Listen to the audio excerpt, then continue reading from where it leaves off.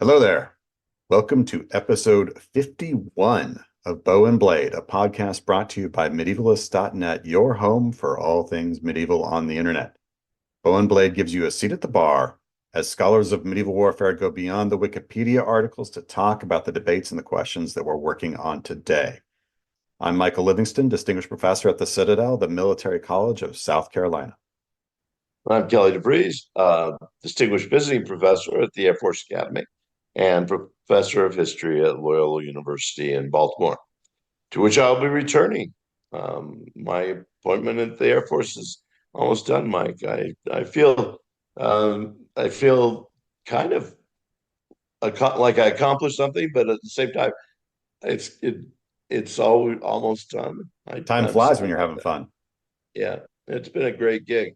I Uh, do really admire our young people who are out there willing to, give their lives and in future conflicts, they are very, very good kids, and that reassures me. teaching Go Air teaching Force. uh, teaching service members is the best. And yeah, you'll Yeah. still be distinguished in our eyes, even when you're no longer the visiting distinguished professor there. Yeah. Yeah, But I really won't be awesome. visiting distinguished anymore. I'll be just distinguished. Just Okay. distinguished, just distinguished. Yeah, unless you're visiting somewhere, and then you're a Unless visiting I'm distinguished visiting somewhere. professor. Yeah, Well, Mike, what the listeners may not know is Mike is from Colorado. I am. So he's a little bit jealous that I've been here. I And am. that's true, although I caught COVID twice while I've been here in the last 5 months. I mean, do I blame that on the fresh air? Do I blame that on the Air Force Academy? 4 years without it, and then twice in the last 5 months. So Yeah, that's I don't know how what to tell you, man. It's not Colorado's fault. I'll tell you it's that not because Colorado. No. Colorado, if it's not where God lives, it's where he spends most of his time, as an old country song used to say. Yeah, And I was raised in the Rocky Mountains. It's been fun coming back and living again at altitudes. The breath is a little bit different than it is when you're on sea level where you live and where I live most of the time. oh, it's the worst, because I used to make fun, like growing up, you'd make fun of lowlanders, right? Like, oh, you're Yeah. short of breath. And yeah, we live Yes. in Charleston now. I go upstairs and I double my elevation and like totally acclimated. I go home and I'm gasping for air. It's not cool. It's not cool. It is fun. The air is very clear in Colorado. It's very clear. And 7,000, that's the 7,000 foot elevation is where I'm at. The academy is at 7,700, so I have to go up the hill to get to the university. That's not usually the case. Well, we're awfully glad that you enjoyed it. And as far away as that is, it's not nearly as far as the battle we're talking about today, No, no, that's uh, true.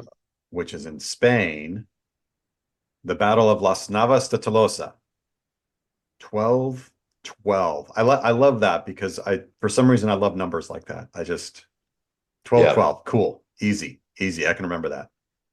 Good repetition there. it's good Um, repetition. I wonder if they yeah. planned that. Let's do it next year. It's 1211. Let's Yeah, wait. Let's yeah. wait. We'll Let's hold wait. off. We're going to fight in 1211, but we'll hold off because, yeah, the numbers are around. Uh, Yeah, it's a really this is a fascinating battle for a lot of reasons.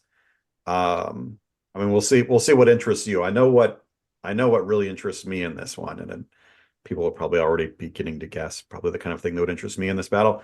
But yeah, it is a widely considered an incredibly important battle. yes, Um, and well, I think it is. I have no question that it is, and uh, um, not just because it is in Spain. Of course, we haven't decided what we're drinking here. Mine's oh, a Rioja, by the way. It's got to be. I mean, I'm drinking something out of Spain. It's got to be a good Rioja, even though we're a little bit south of Rioja. yeah, we Um, are. We are south of Rioja, but you have to go through Rioja if you you're do, coming from the Pyrenees, which some of these people yeah, did. So, yeah, I think a fine a Tempranillo Rioja legit, yeah, yeah. I think totally that's totally easy enough. allowed, at least Uh, on this side of the battle. On the other side, probably not quite so loud, but on this side of the battle, yeah, sure, we'll allow it. I'm with And you. if you've heard Mike and me, this is not the first time we've had a real. I think anytime we get near Spain, if we're on the other side of the Yeah, it's any time we're close enough, this is what we go um, for sure. Yeah. Well, yes, this is not the first time that we have had Rioja. We enjoy our red wines. Either a Portuguese red if we're on that end of things, or a Rioja on this end of things. Probably honestly, what needs to happen is a high quality vintner in southern Spain needs to send us a couple cases of their best vintage and convince us of an alternative. Yeah, I think I absolutely or Portuguese. We can celebrate all sorts of wines on here. Um, Actually, you know blatant what? plug. Now that we've gone on about it, I'm gonna have something else. I'm gonna have a little bit of Carranti Trace, which is a magnificent liqueur, Spanish liqueur, with supposedly 43 different ingredients. It's wonderful. It's wonderful over ice. That's what I'm gonna enjoy. It's a good summer drink. Liqueur Carranti All Trace. right, and Very we are good. getting to summer. You're done. I'm in the ending of marking papers this week. Grades got to be in on Monday, so the academies go a little bit longer in terms than they do. I can always compete. I always lose about when we get our grades in, and I'm losing badly this year because yours have been in about 2 weeks, haven't they? Yeah. I'm well into book writing stage. Yeah, Um, yeah. yeah. So yeah, we got some good to drink. That's good. Um, It's a good drink. Yeah. So, when was it that you heard first time you heard the term Reconquista? uh, well, it would have been actually around the anniversary of Columbus. Um, so on the 600th anniversary of Columbus, there was a lot of like Reconquista stuff going on, talking about, the ultimate kind of end of the Reconquista, which inevitably brought um, I said 600, it'd be 500th anniversary of Columbus, and the fall of Granada. And which is obviously at the tail end of this, a couple centuries on from what we're talking about today. But it definitely sort of got my attention as a young would-be historian. I was then not in college yet, but got me reading about, hey, like what is this thing? Like where did this start?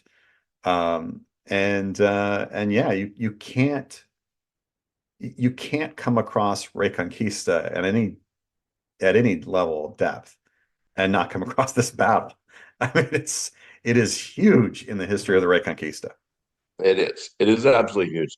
And you're right about I think it was probably spurred on by 1492 that and learning that Columbus is actually there in Granada. We'll have to do Granada sometime. Been writing about it. And as soon as they win, he sidles up to Isabella. He's already got the promise of ships. He sidles up to Isabella and says, "You know, there's other infidels out there we need to go fight." Let's go get That them. was exactly what he needed to say to Isabella. She opened up the coffers of Castile and gave him loads and loads of money.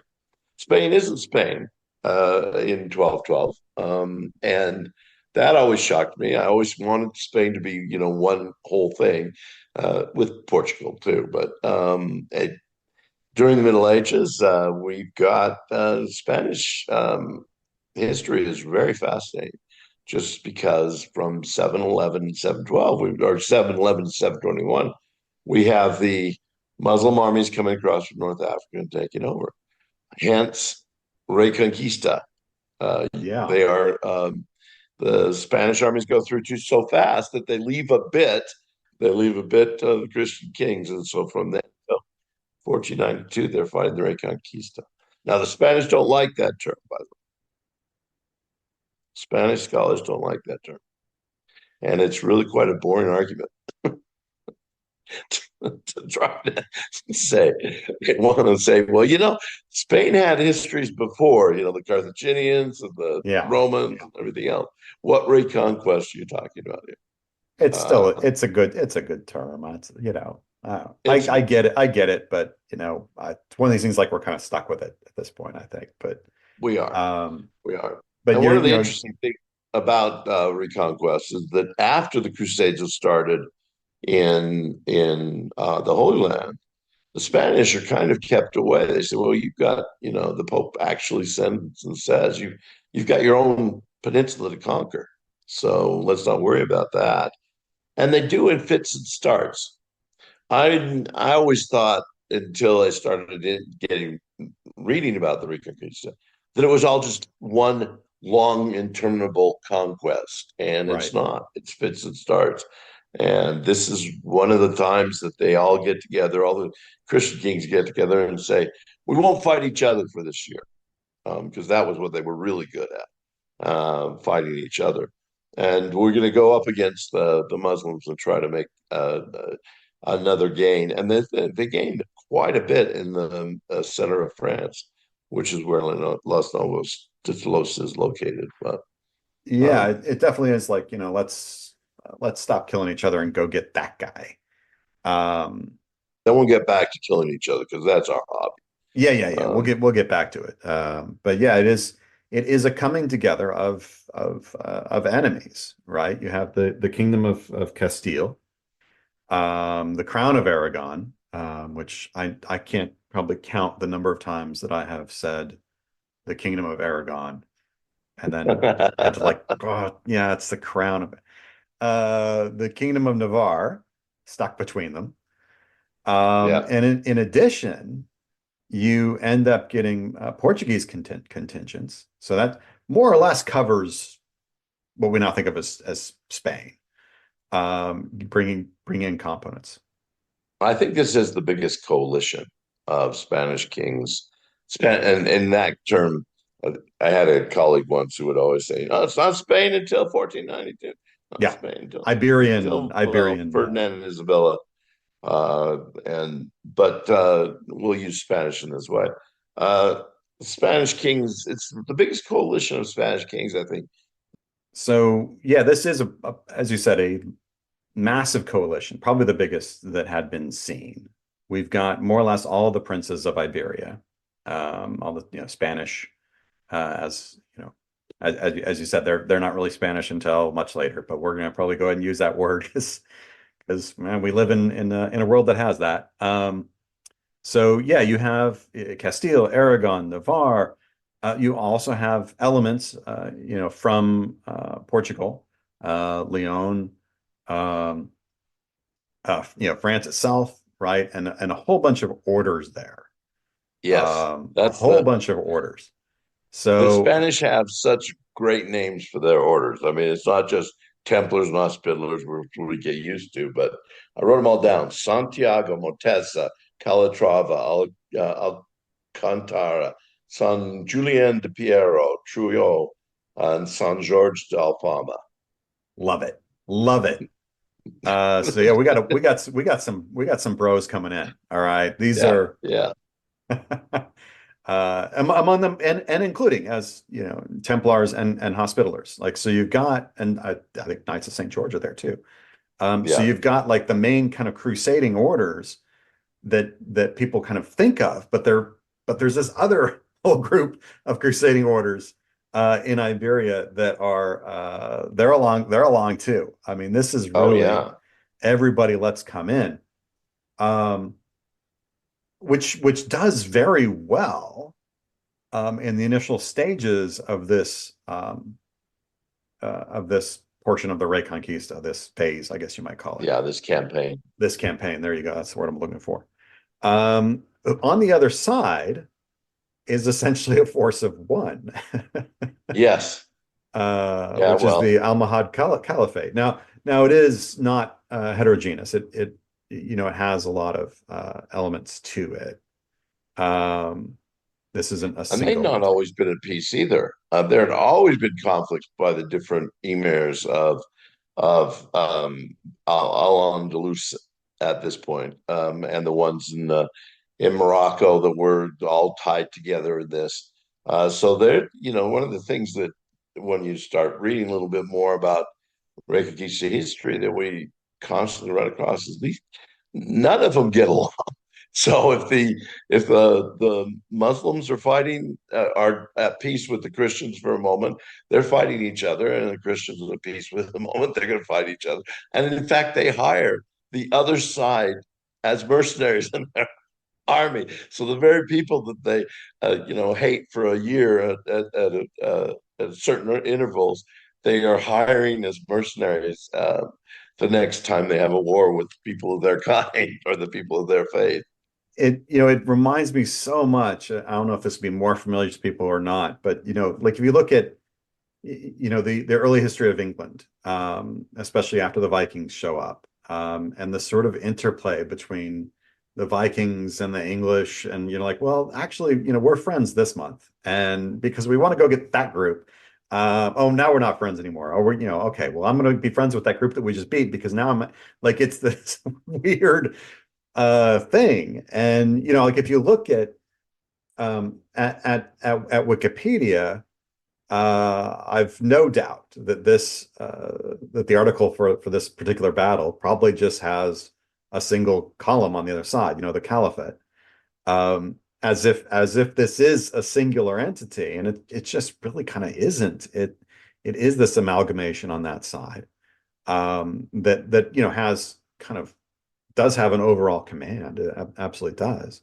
But yeah, the it has a lot of complexity behind that. I think kind of gets lost in a Western sense, which probably at some level that's what's going on, right? Is that in the West, just like, oh, well, that's just the Muslims, right? That's just Yeah, the like Muslims. Yeah, a thing, just like the Greeks are like, that's the Persians, as if it's all one thing at Thermopylae. It's not. But there's like that's just that thing, and it's singular. And it isn't here. And the fact that it's not, I don't know, really contributes to the outcome of this fight, but it certainly contributes to the massive numbers involved hmm if we believe the numbers we have. The numbers we have for this battle are quite large. Quite yeah, and large. they don't vary a lot. I mean, usually you've got somebody who's sane, so you'll have the 200,000 fighting against 200,000, and then somebody says, actually, they're like 2,100 too. I mean, Right, right. Yeah.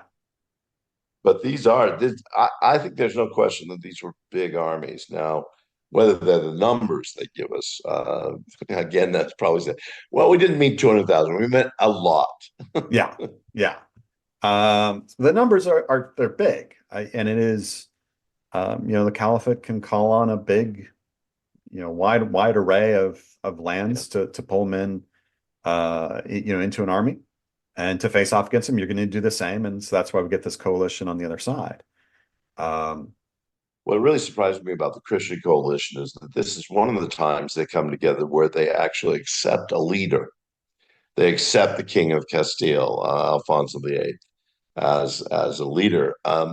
They're never it, and probably the same if we knew a little bit more about the hierarchical structure of the army from Al Andalus, but the this usually the Christian kings really don't like to share or to be put under another one of the kings. They've got so for them to all agree that Alfonso VIII will take this battle as a leader is pretty remarkable as well.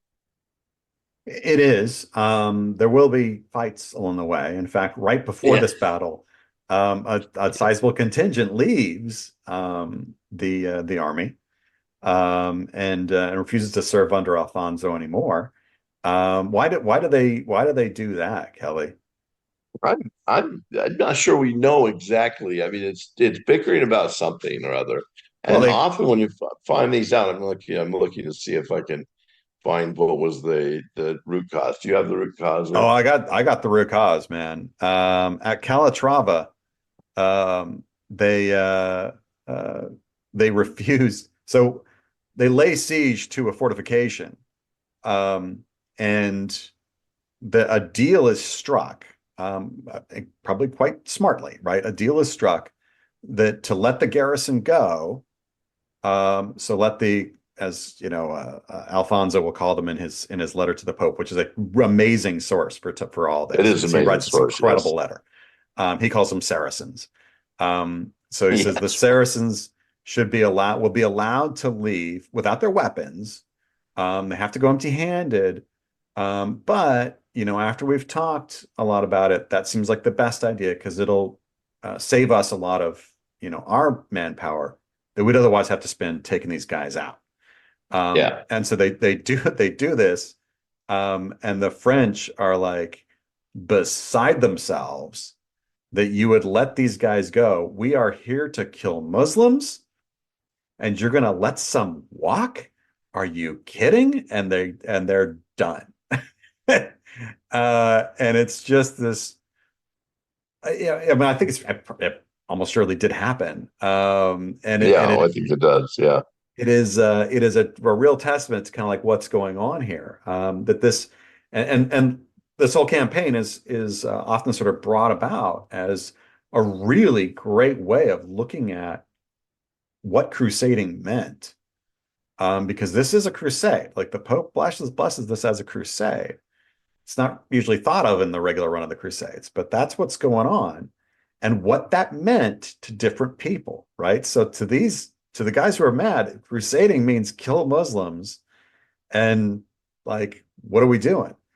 To Yeah. the rest of the Yeah. guys, Alfonso anyway, it's like, no, we're kicking them out of the land. And we kill them if we need to, but if we don't have to, that's fine. We're getting the fortification.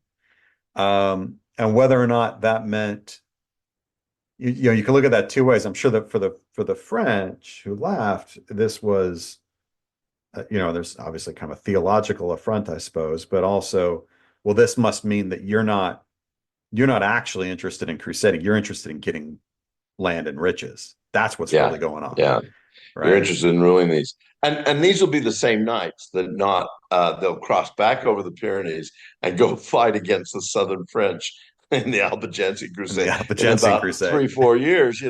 I mean, so they're not they don't stand by borders very much by the Yeah, fact that after this is all done, Alfonso and the other kings that are with him have got to rule the lands that they're going to recapture, right. Well, and this is they can't exactly what have happens here. people. Yeah, exactly. They can't Yeah, have so people. so they say Yeah, the friars of Salvatierra, this which is the actual fortification. They're like, look, the only way to get in is to break this place down, but we're gonna need it upright, yeah, like yeah. when it's done. So like, how about just get the people to leave and then we're good? Like, and from a kind of utilitarian standpoint, yes, that's totally true. And a good idea, unless you think you're there to slaughter other human beings, and that's what a lot of these guys thought they were. So they were, yeah, they all together abandoned the cross, as Alfonso writes to the Pope after this is all said and done. Yeah, This, of course, this period in the 13th century, early 13th century, is is an interesting period for crusades from, let's say, Constantinople in 1204 all the way across. Um, Plus until about 1230 when the Albigensian Crusades are done. Everybody has got their own idea of what crusading is, and these French, they didn't have to rule. They didn't have to deal with the Muslims on a border situation. They certainly didn't have to rule with the non-Muslims that would have been including the monks, as you say, in this fortress. But that's one of the things that makes, I think, that also makes this very interesting is the Spanish. Maybe it's because they have the French there. The Spanish can put all their vehemence against their co-Christian vehemence against the French for being French at this point, and walking away, leaving the way. I think that line from the letter that Alfonso's writing is absolutely down, absolutely right. They gave up the cross. they gave up the cross. He's so annoyed at this. And again, this I will say, this letter.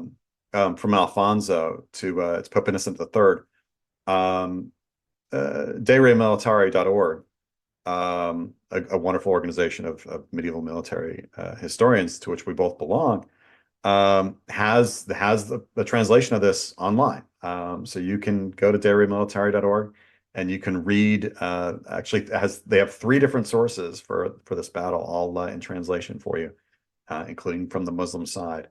And so yeah, you can get the primary sources. I'm actually using that translation just so anybody following along at home, we can look at the same thing so you can see it. Absolutely.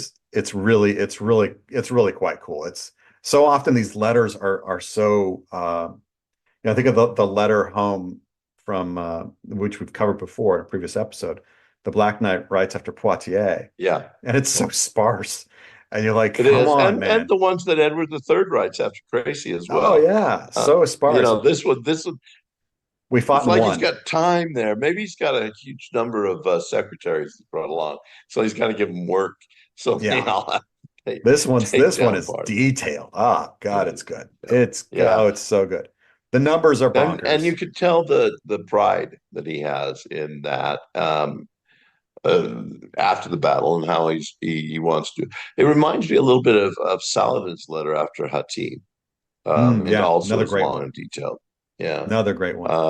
And so Uh, there are, it's a quaint thing that they report. We also have talked about the one that is reported by Pierre d'Aubusson after the siege of Rhodes. After a victory like this, they really go on and on in a long way. By the way, here are all the details. yeah, These are the things we but say. I will say, just be cautious of the numbers, folks. Like he's Yeah, got yeah. the Saracen horsemen had numbered 185,000. No, they did not. No, no. Take a zero off. Take a zero off. Take Uh, something off because that's yeah. If they had numbered 180,000 horse, then that would have necessitated 180,000 horse. I'm not sure that Spain wouldn't have been completely eaten by this point. well, probably even more. You need to have an extra mount. So yeah, You do, you dear do. Lord. Um, so yeah, but it is, this massive coalition, already there are these issues of like, well, what are we really here to do? And they are following Alfonso, but are also willing to leave if they disagree. And this is really kind of right on the eve of the battle proper. Um, to give people a kind of sense of the geography here, because it is important, the geography. Spain is sort of split about a third from the bottom. There's a line across the peninsula of mountains, and they're rough, rugged, inhospitable mountains. And this had become pretty much kind of the frontier. And at this point, the where this what we just described happened when the French leave is on the northern side of those mountains. So it's like, right on the frontier. Um, the main army that they're hoping to go fight, the Crusaders are hoping to go fight, is on the other side of the mountains. Yeah. And I think that it's this set of mountains that has kept them from the last conquest that they had, the real conquest that they had, the Reconquista conquest that the Crusaders put on had been at the end of the 12th century. So it's been a few years, and the mountains have served as a big barrier. They've been building castles, so there's castles not very far. If you go to one of these castles, you can actually see the where the Islamic castle would have been at the same time, and everything in between is no man's zone. As we used to call it. What was the DMZ, as we used to call it, Vietnam?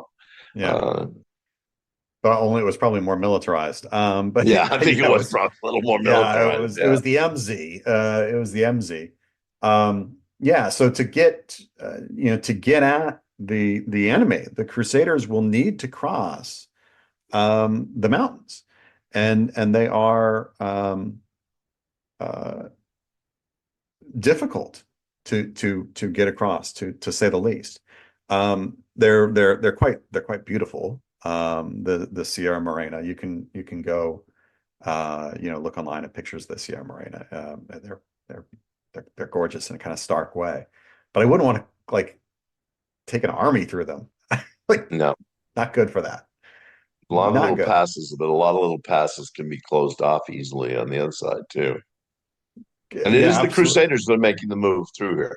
The Muslims stay pretty well on their side of the mountains. So Right, right. And we have this amazing story, which is, I mean, it's straight up Thermopylae, and which makes me kind of curious about it. But that the main route um, through these mountains and had been for like near as anybody can tell forever. The main route is a gorge, and it's through the A4 runs through that same gorge today. It's still the main route through. And even if you were to look at it online, I've as typically I've got it pulled up on Google Earth. The Despenia Peros Pass, it's called, but it's a gorge that cuts right through. Um, and it looks like the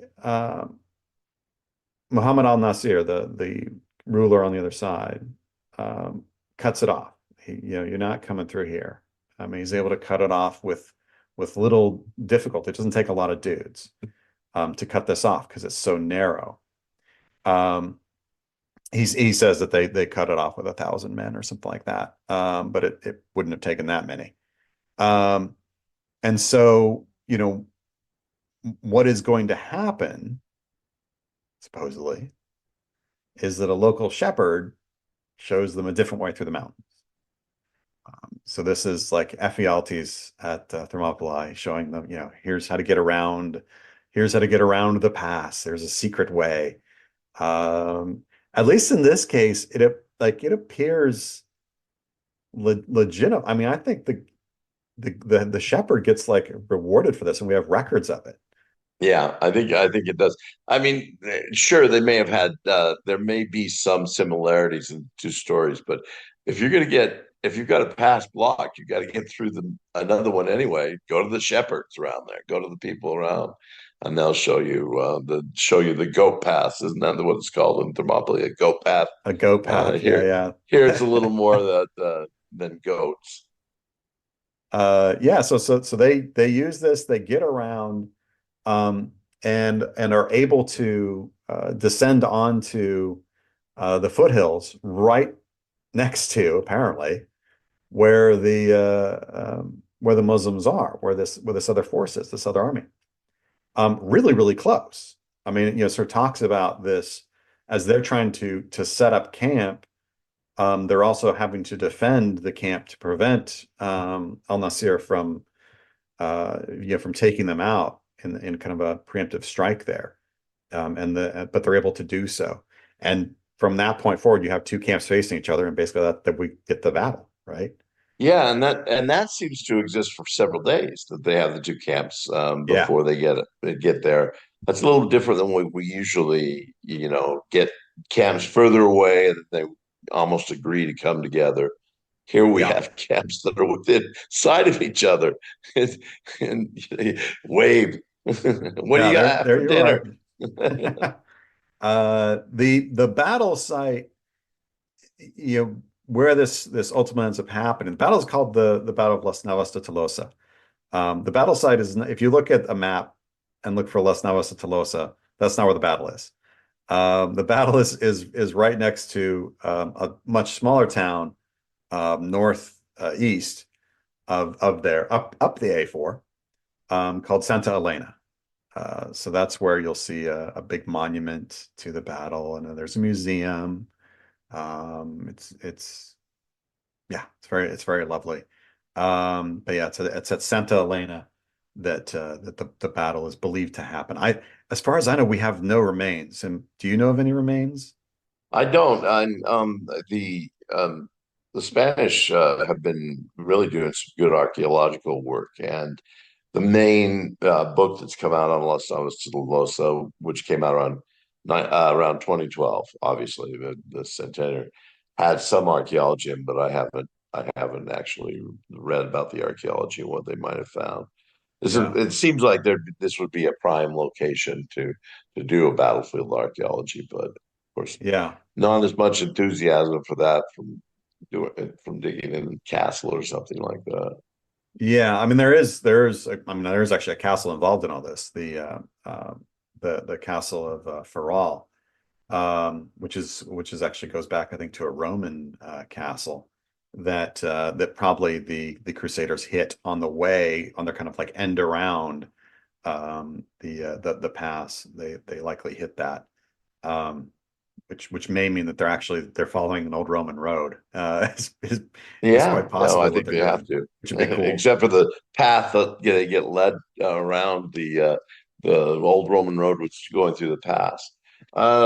It seems to me that and I haven't written on this battle for a number of years, but it seems to me when there was that Al-Nassr had really picked his own location where he wants to fight, giving him the advantage. Of course, we have no clue because the numbers are so out of whack that we're not entirely certain how many.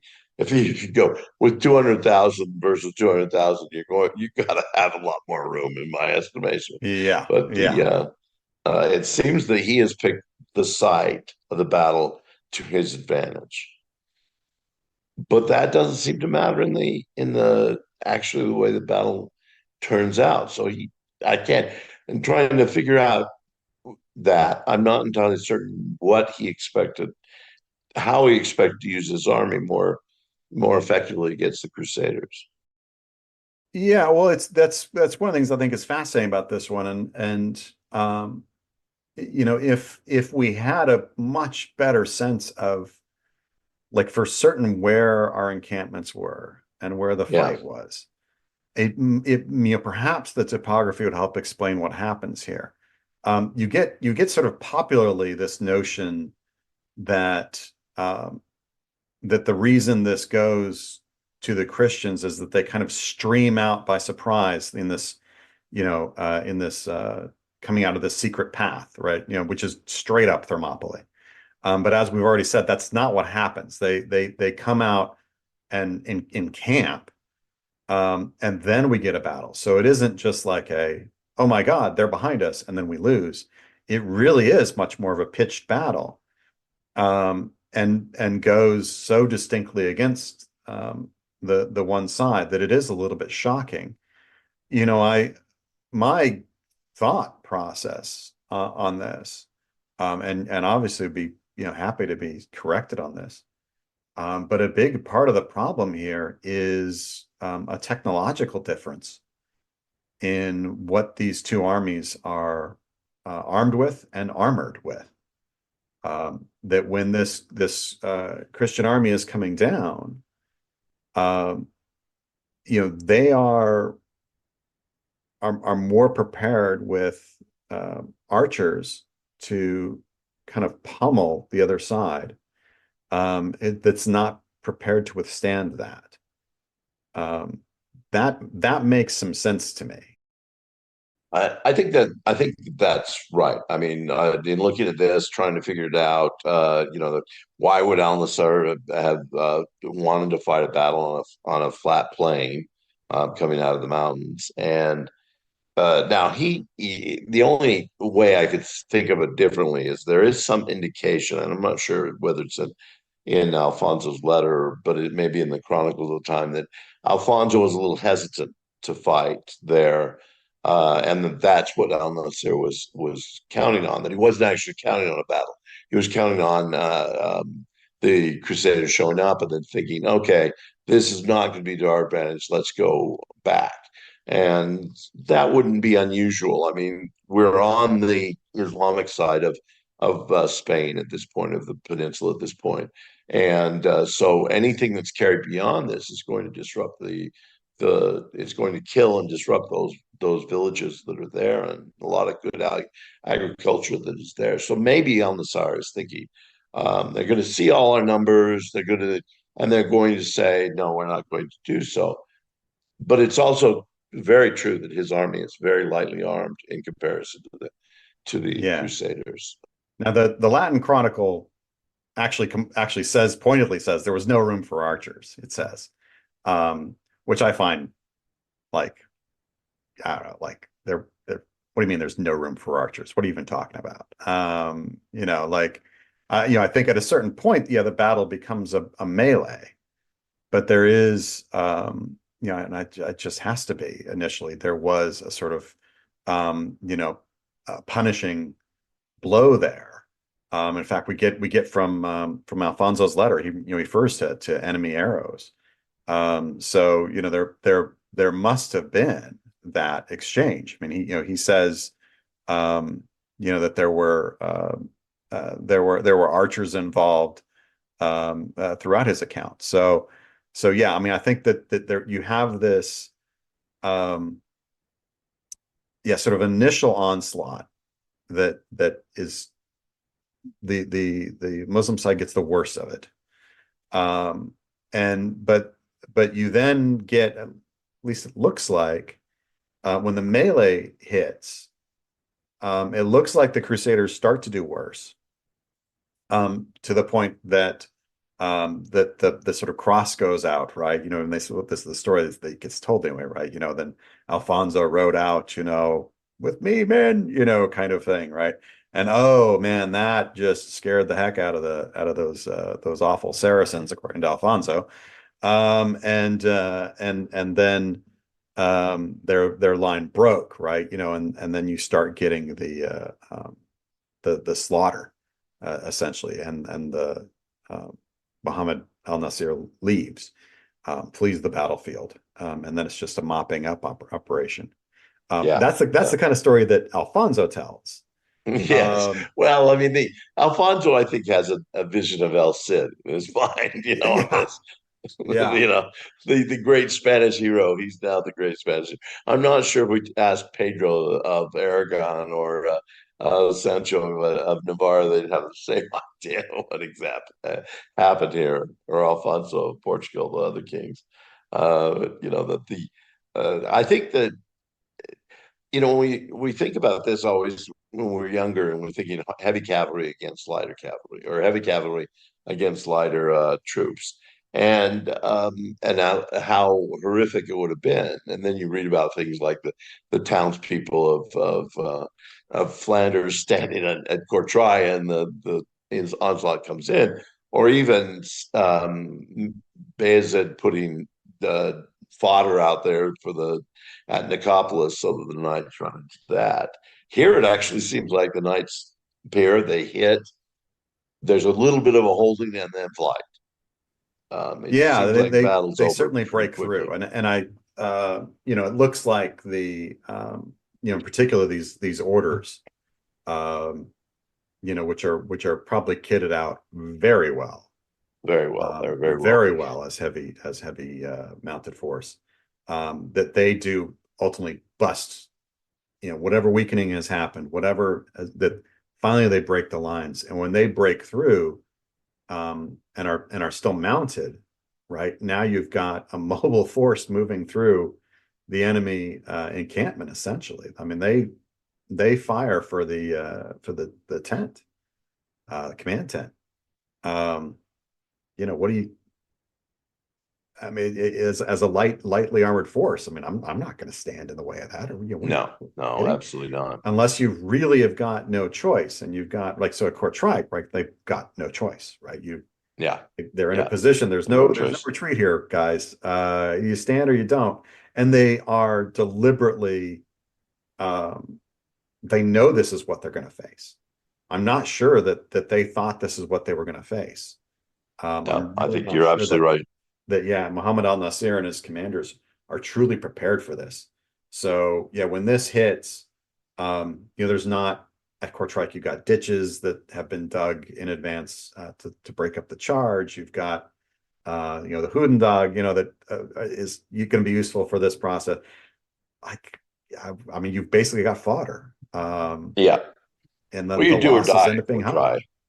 You do or Yeah, die at Courtrai. Here, it doesn't seem that the control over the lightly over the forces that the Muslims have is very strong.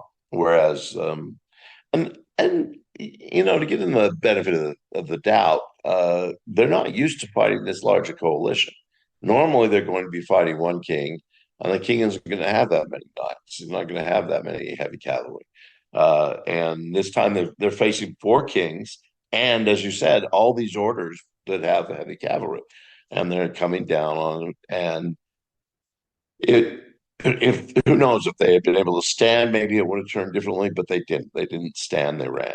And that's, it's hard for some of my cadets to have heard this year that medieval warfare is only you fight until the other side leaves, not until you kill everybody. Yeah, yeah. That's not what I'm saying. Most people get it in the back. And once again, if we knew exactly the route of approach and where these encampments were, I mean, it does appear, well, I shouldn't say appear, there's basically no question that the Crusaders on getting to the field have appeared where they were not expected. Now, it's not, they didn't charge in at that point, but they definitely are not where they were anticipated to be coming from, which means that whatever preparations had been made, they were made in the wrong direction, right? Whatever lines you have constructed. So even if you did think, oh, there's going to be a bunch of cavalry, okay, we need to do this kind of stuff to prepare for that. Well, it wasn't in this direction. And so by the time you're in the position of, oh, that's the direction it's going to come from. Well, now we can't do it because now if we try to get out there with our shovels, they can shoot us with arrows. Like that's not going to work. So you're kind of stuck there as well. So it really, this Ephialtes like story is really kind of essential to it. Well, it's And always essential if the other commander either does not know about it or does not buy into the idea that that may be a separate way of coming. right, Almozer puts all of his eggs in one basket, if you will, by blocking that pass. He doesn't yeah, expect him to come any different way. And even though he does have time to shift his army and everything, as you said, it's just now a flat plain. yeah, There's nothing on it, and the Crusaders they're in force. There's not a breakup of their forces. They're there and unified under command. yeah.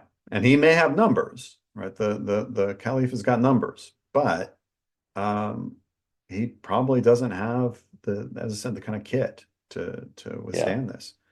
yeah, Um, either in weapons, in arms or armor. Um, and the result is heavy, heavy loss. The obviously some of our reports from the time are, like 60,000 dead, this sort of thing, which is probably a little bit high. it is probably. I'm gonna say. Well, and Um, you don't know whether they're counting those they cannot count who were once here, that sort of thing. he, By the time they Alfonso get himself back, says 100,000. Well, on their side fell 100,000 armed men, perhaps more. perhaps It could more. have even been more. Yeah. Of the army of the Lord, only some 20 or 30 Christians fell. Sure, Yes, yes. sure, sure. Exaggeration on the other side too. Although I do think this is the case, and I've always written that mail armor, if it's well kitted out and covers the right parts of the body and so forth, it's very protective. And this appears to be what many of them were wearing. Whereas Al Nasser's got basically local militias filling out the numbers, and they're not going to be as well armored. They certainly aren't going to be as experienced as these knights were on the other side, more as practice. Because the Spanish orders were well known for the fact that they trained, and they trained hard for this type of warfare. Yeah, there's no question they were ready. Lots of them died. We do know that a lot of the losses were among those orders, which probably speaks to the fact that they were really, really charging in, wading in, that they were going for it. That would make sense that Yeah, a lot of and them they are, and fell. that's kind of what they're training for too, is martyrdom to a certain extent. They want the other sides to get more martyrdom, but they will take it. So I think you're right about that. They took the spearhead, so to speak, into the lines. And yeah, but this is one of those ones that you say, well, can you name a battle that was short? Seems to be a very short battle after it gets started, and then the flight. Uh, and they don't follow up the flight much. There is some, but not a lot. I think part of that Well, is that they they take want the next couple towns, supposedly, executing tens of thousands and enslaving tens of thousands more because, crusade. Um, but yeah, they ultimately are. This is not something they can hold. So, at sort of what it does manage to hold is that it brings the line to the mountains, and establishes that. But it is also a heavy blow, in terms of morale and that sort of thing. But it isn't as if this, um, sort of broke the caliphate.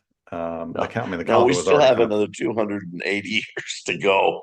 well, this 1212 to 1290 or to 1492. We've got another few well, years to by that go. point you've got a totally different group in charge, right? This particular caliphate, the Almohads last, only another 50 years, something like that, Yeah, yeah. before they're taken over by the Marinids. Um, I've often thought of this battle as somewhat like Agincourt, and the fact that it was such a shocking victory that the losing side then becomes defeated, and defeated in mind, because while it isn't immediate, within 2 years Jaén is taken, and that's a major spot, and then Cordoba is taken, and Seville not too far after, and these are not immediate move by the army forward after the battle. This takes some time, but it's almost as if the Almohads are defeated in a defeated mode, and so they're retreating and retreating, and they're giving up. Those are very important spots, both religiously and economically for the oh, caliphate. absolutely, Yeah, absolutely, and all that's under Alfonso's grandson, Fernando yeah, the Third, yeah, who yeah, just kind of steamrolls down. And I mean, honestly, he was preparing to take the fight across the water, when he bid it. He was getting ready. Yeah, that dude's something else. yeah. But you've got, I mean, I think if we understood a little bit more from the side that's lost. That's a very fertile land, very important for the economy, very important for everything else. They just seem much like the French were for 15 years after Agincourt, very much in a defeated mode. And it's almost as if they needed to get next generation to even be able to stand up against those who won at Navas and Tolosa. Well, and the loss of manpower, right? So the wonderful account that we have actually from the Muslim side, written around 1224, says that it's not the battle that hurt so much. It was him taking these next two towns. They're not him, the Crusaders taking these next two towns, killing people and then enslaving them. That's what did it. Um, he invested Baeza. He invested it for 13 days and then took it by force, killing and capturing and plundering. He and his men set aside as prisoners enough women and children to fill all the Christian territories. This was a greater blow to the Muslims than the defeat in battle, he concludes. Um, which, yeah, I mean, you might have land, but you got nobody to work it. That's a problem too. Not to mention the just morale crush of that. And if you and I are at fault in doing these podcasts and the battles, we often don't see that type of trauma that goes beyond I mean, after Nicopolis, there's not another Christian army that comes from Western Europe for decades. And after this battle, after Agincourt, there is this deep battle does not accomplish as much on the field often as it does in ensuing years. because that is such a loss of manpower all at once, and it's shocking and traumatic. Yeah, horrifying. Horrifying. Yeah. So I think you're absolutely right. That or Alfonso is right because it's coming from his letter, isn't it? That that this is really what is, combined with the battle victory. It's the taking of those next two towns and being so brutal in doing so. Yeah, no, that's not from Alfonso. That's from Maracushi. That's the Muslim side. Okay. So yeah, which makes it all the Well, more yeah. So that one's even better as a source for this sort of thing. Yeah. he he blames the defeat on the lack of heart that the Almohads had, that they were in arrears on their pay, so that the men were not being paid well. Yeah. Um, I let you know Pay I your love army, guys. yeah, you Pay got to your pay your army. army. So they were not paid well, and were already in rebellion um, against the viziers. And so I've heard from several of them that they did not draw their swords, nor train their spears, nor did they take part in any preparations for battle. They simply fled at the first assault of the Franks, he Yeah. says. Yeah. Um, so Yeah. yeah, Probably not the only reason. I think that these big, huge guys riding horses that are all well kitted out in mail and with lances and swords and everything might also have been one of the reasons not to draw your sword, to turn around and run. like I'm not Uh, getting paid enough for this, man. Forget it. yeah, but that's Forget it it. exactly. And they don't have the inspiration that say the soldiers at Courtrai do. That if they lose, their family's going to suffer and their houses are going to suffer. I mean, there Well, and isn't. again, these guys got somewhere they can go. Dudes at Courtrai got Yeah, nowhere to go. I mean, nowhere regardless to of what go. happens to anybody No. else, I die Yeah, in unless I fact, fight. these there are lots on the in the Almohad army that are from Morocco. They've got a long way to go, but they've got a way to go and an ocean between it, or a sea Yep. between them. Yep. I'll just get across. I'll be all right. I'll be all right. Yeah. So So so yeah, I mean it's a fun little battle. I mean, I always say fun little battles, and then I'm like, yeah, I a shouldn't little call it battle with fun. perhaps 200,000 people there. Um and it's not okay to call it fun when all these people died. But it is Yeah, very no, interesting. It's very interesting for wondering to me. And in terms of, we often say, what do you wish you had? For me, it's I wish I had that route that they took through the mountains. And because from that, feel like I'd have a much better idea of kind of extracting explanation of how this happens. And look, maybe there's some Spanish language article out there that somebody can point me to that I haven't read, that this is the route, like, and this is how we know. That would be awesome. That'd be awesome. What do you wish you well, and had then you and about I, this one? you and I have. I'd like to. Well, this is one of the battles, and I will confess that I have not been on the battlefield. And I would like to go back to the battlefield now that I know a little bit more about it and see if I can't follow the chronicles and do so. Having done the same with Nayera last summer, I think that is something that is very valuable. We've always talked about the terrain is so important on these sort of things. I'd like to actually see it. But I do. I wish. I mean, the one thing we have, and you've had a couple of quotes, is we've got very good records from people who either are directly in the battle or the records that are as the last one you read, where he's interviewing people coming after the battlefield.